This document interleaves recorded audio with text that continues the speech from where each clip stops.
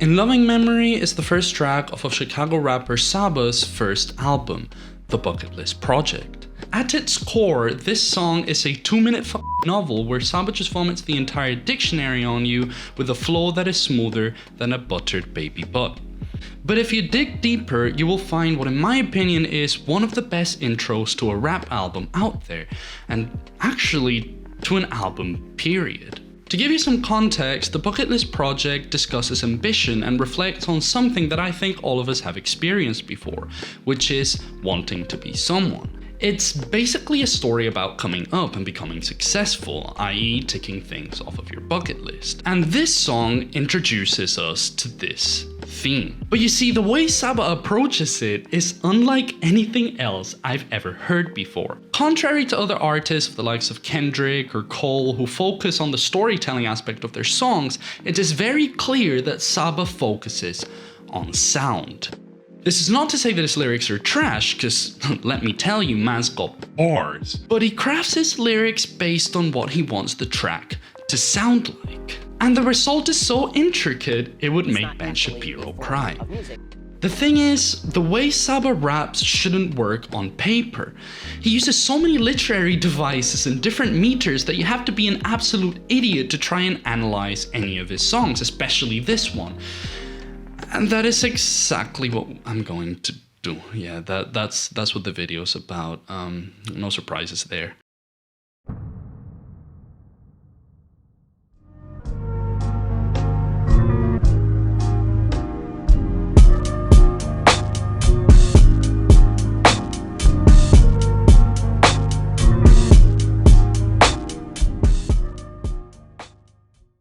Assonance and consonance. Two words I forgot existed because I deleted high school literature off of my brain's history a long time ago. But they're a big part of the reason why Saba sounds so smooth, so we're gonna talk about them. You see, these are just fancy words for when you repeat similar sounding letters. It's not that hard. Assonance means that you repeat vowel sounds, and having told you that, I think you're all big enough to figure out what consonance is by yourselves.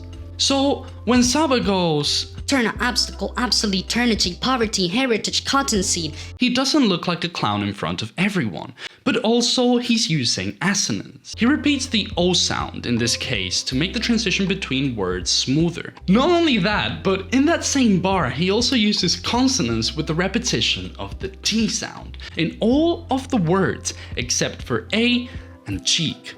And yes, I am counting seed even though it doesn't have a T. Fight me. And all of this is just in the first, what, like 15 seconds of the song? Wait, let me check. 13 actually. Now, rap connoisseurs, also known as genius commenters, refer to this intricate process of stringing sounds together as flow.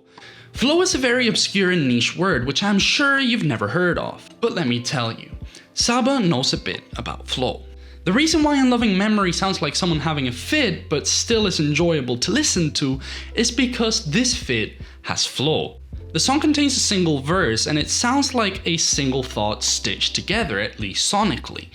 Because lyrically, yes, the song is a bit all over the place, with only that nice metaphor, the obsolete obstacle, keeping everything together thematically, as it serves as an anaphora as it's repeated at the beginning of every 4 bars. I swear I know what I'm talking about. It's chaos, but it works. Another reason why his flow is so addictive and this whole thing works is his frequent use of the dactyl meter. Now, contrary to what I thought when I first read this word, the dactyl meter is not a unit of measurement used by the pterodactyls. Instead, it just means when you have 3 syllables and you stress the first, leaving the other 2 unstressed. Example, humanly. How? 3 syllables. Humanly. Hotel, Trivago. Saba uses this a lot. Up the street, out the jam, I'll pretend, all our friends, obsolete, you get the point. This technique makes the song flow very nicely, giving it this syncopated rhythm that works very well with the jazzy instrumental. But there's another thing that bothers me about this intro track, which is that it's so obnoxious and overwhelming, just like my videos. And yet I still want to listen to it. Saba's going on about continuous hard work and perseverance, so it makes sense that this song is overwhelming. Because yes, that is kind of the point. And I think that a big part of what makes it so overwhelming is the song structure, which leads us perfectly into the next section.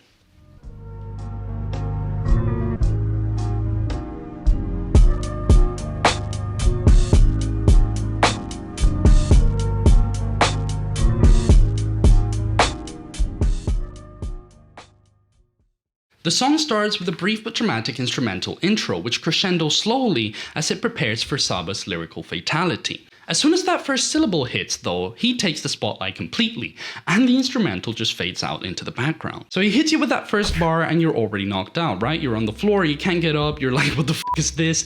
I thought this was gonna be a nice mellow song, but you got played. The energy of Saba's voice just hits you while you're on the ground, and as you try to make sense of what he's saying, you find yourself drowning in his thoughts, because by the time that you catch up to one bar, you're already 5 bars behind. The verse continues and Saba only gets faster and faster.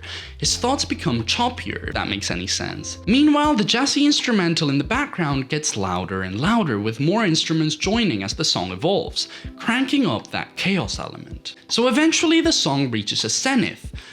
I just pulled a big word. I feel smart. And it crashes into this once again mellow and calm hook. And finally, after all this has happened, Saba's last lyric just fades out, and it cuts to the first of many skits throughout the album. Oh, that's my alarm. Let me check what time it is. It's analysis time, baby. To me, the song is like one big race, which might be stretching it, don't get me wrong, but I think it's intentional, so I don't care.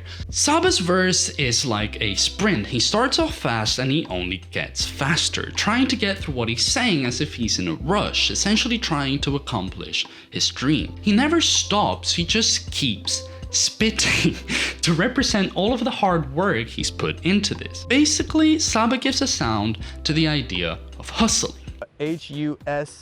Hustler, hustler, exclamation point. But the genius about this, and what makes you go, But in my opinion, as hard as he's clearly trying, Melon, this you're record not. is just You're not not about. It's just You're not not the about to total do package that. for me. It's that ending.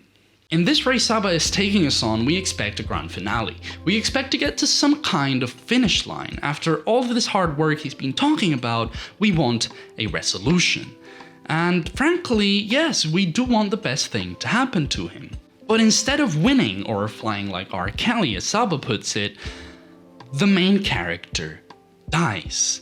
And worst of all is that no one even cares. And that is what makes this a much better social criticism, in my opinion, than most rap songs I've heard before. This, ladies and gentlemen, is storytelling at its finest.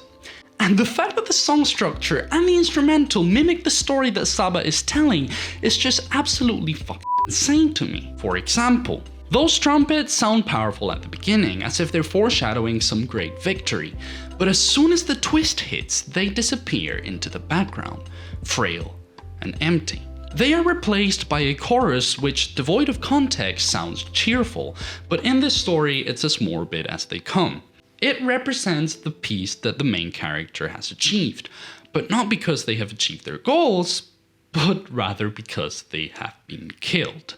And once you see this, you realize that there is a double meaning to everything that Saba has said in this song, and therefore two ways of reading the exact same lyrics, depending on who you are, and most importantly, according to Saba at least, what you look like.